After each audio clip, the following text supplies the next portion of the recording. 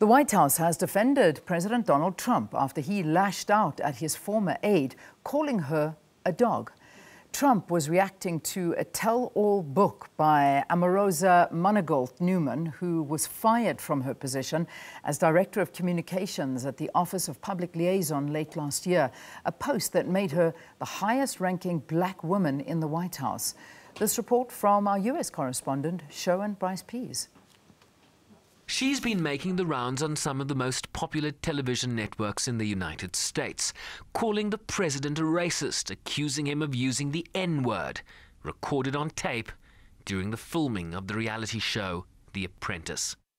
I have heard for 2 years that it existed, and once I heard it for myself, it was confirmed what I feared the most, that Donald Trump is a con and has been masquerading as someone who is actually open to engaging with diverse communities. But I had a blind spot where it came to Donald Trump. I wanted to see the best in him. And obviously, I felt miserably. This was one of the tweets fired off by the president in response, describing his former employee as a crazed, crying lowlife and praising his chief of staff, John Kelly, for quickly firing, quote, that dog.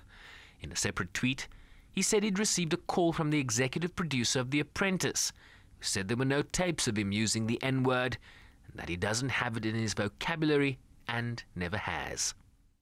The president is certainly voicing his frustration with the fact that this person has shown a complete lack of integrity, particularly by the actions following her time here at the White House. Why did he hire her? I mean, why didn't he hire somebody he's describing as a dog, as a low? The president wanted to give her a chance, and he made clear when General Kelly came on, and he voiced concerns that this individual didn't have the best interests of the White House and the president and the country at heart. The president said, do what you can to get along, and if you can't, he gave him full authority to carry out the decision to let her go. She was also asked if she could guarantee that the American public would never hear the president utter the N-word on a recording or in any other context.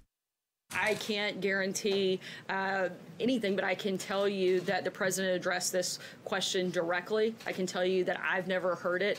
I can also tell you that if myself or the people that are in this building serving this country every single day, doing our very best to help people all across this country and make it better, if at any point we felt that the president was who some of his critics claim him to be, we certainly wouldn't be here. Sarah Huckabee Sanders then went on to blame the media for creating a large platform for someone like Omarosa, who she said didn't have much credibility until she left the White House and started attacking the administration. She said she'd be happy to focus rather on policy matters, criticizing the media's wall-to-wall coverage of Omarosa's claims. That includes the president himself tweeting about it. Sherwin Bryce-Pease, SABC News, New York.